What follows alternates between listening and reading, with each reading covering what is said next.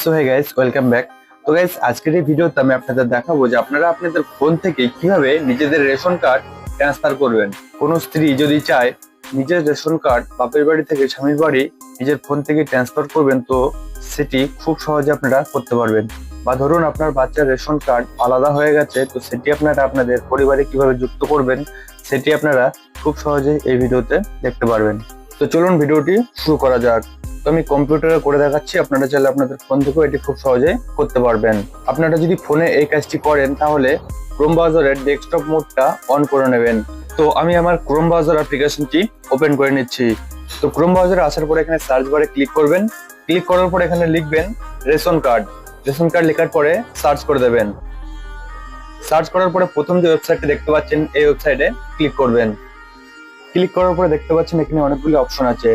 তো একদম প্রথমে দেখতে পাচ্ছেন এখানে সিটিজেন হোম বলে একটি অপশন আছে, তো এখানে সিটিজেন হোম অপশনে ক্লিক করবেন।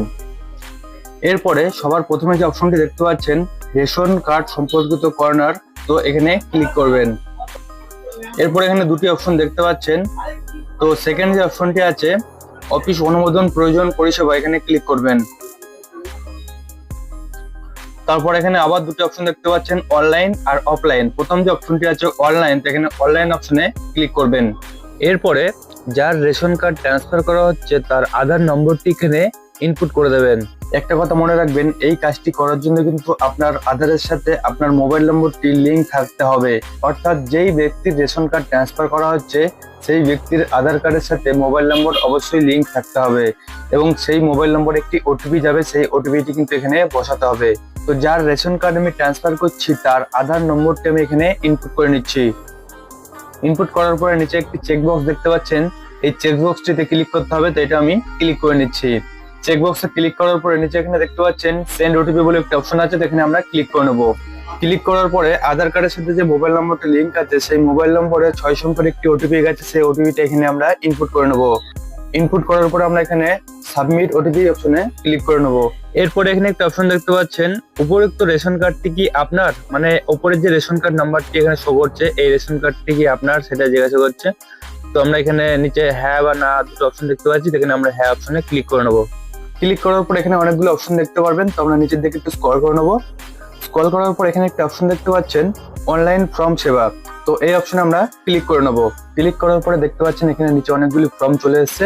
তো রেশন কার্ড ট্রান্সফার করার জন্য যে 14 নম্বর ফর্মটি দেখতে পাচ্ছেন, তো এই 14 নম্বর ফর্মটিতে ক্লিক করবেন। এরপর এখানে আপনাদের আধার নম্বরটি শো করবে এবং আপনাদের রেশন কার্ডে যে মোবাইল নম্বরটি লিংক করা আছে সেই মোবাইল নম্বরটি এখানে শো করবে।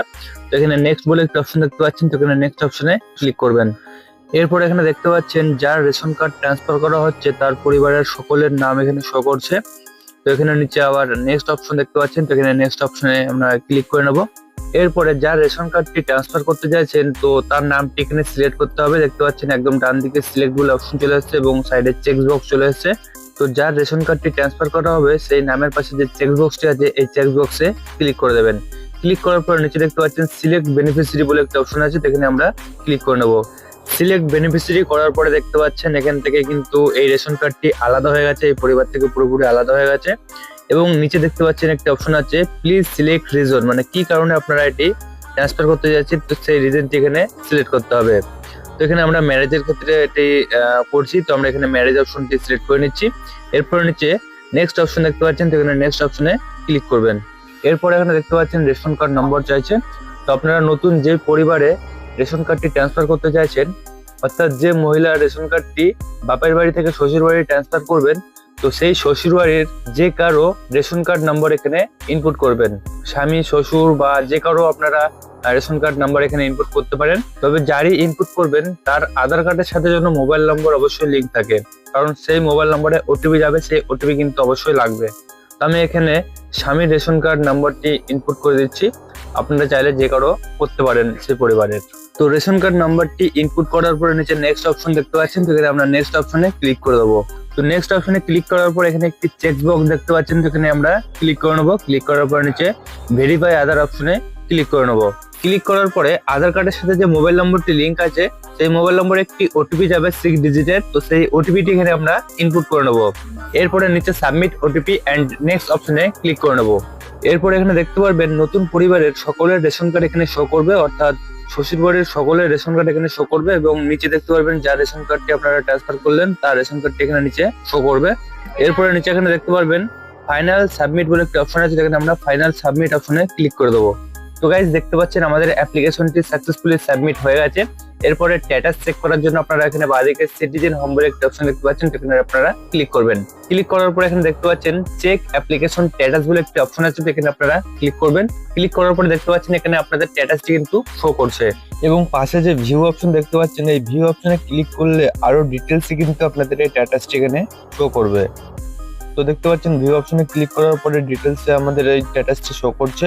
তো অ্যাপ্লিকেশনটি সাকসেসফুল হওয়ার পরে নিচের দিকে স্ক্রল করবেন, স্ক্রল করার পরে দেখতে পারবেন এখানে ডাউনলোড বলে একটা অপশন আছে। তো রেশন কার্ডটি ডাউনলোড করার জন্য এখানে ডাউনলোড রেশন কার্ডে ক্লিক করবেন।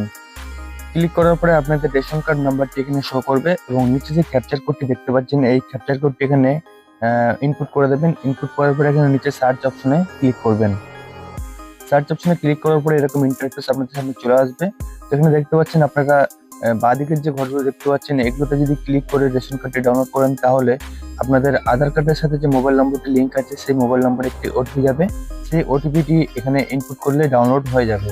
এবং ডান দিকে যে ঘরটি দেখতে পাচ্ছেন এখানে সেন্ড ওটিপি করে ক্লিক করলে আপনাদের রেশন কার্ডের সাথে যে মোবাইল নম্বরটি লিঙ্ক আছে সেই রেশন কার্ড মোবাইল নম্বরে একটি ওটিপি যাবে, সেই ওটিপিটি এখানে ইনপুট করলে এটি ডাউনলোড হয়ে যাবে। তো আপনারা চাইলে আধার কার্ডের সোর্সেও এটি ডাউনলোড করতে পারেন এবং রেশন কার্ডের সোর্সেও এটি ডাউনলোড করতে পারেন। তো গাইস এই ছিল আজকের ভিডিওটি যদি ভালো লাগে তবে অবশ্যই লাইক কমেন্ট শেয়ার করবেন। তো দেখা হচ্ছে পরবর্তী কোনো ভিডিওতে, ততক্ষণ ভালো থাকবেন, সুস্থ থাকবেন।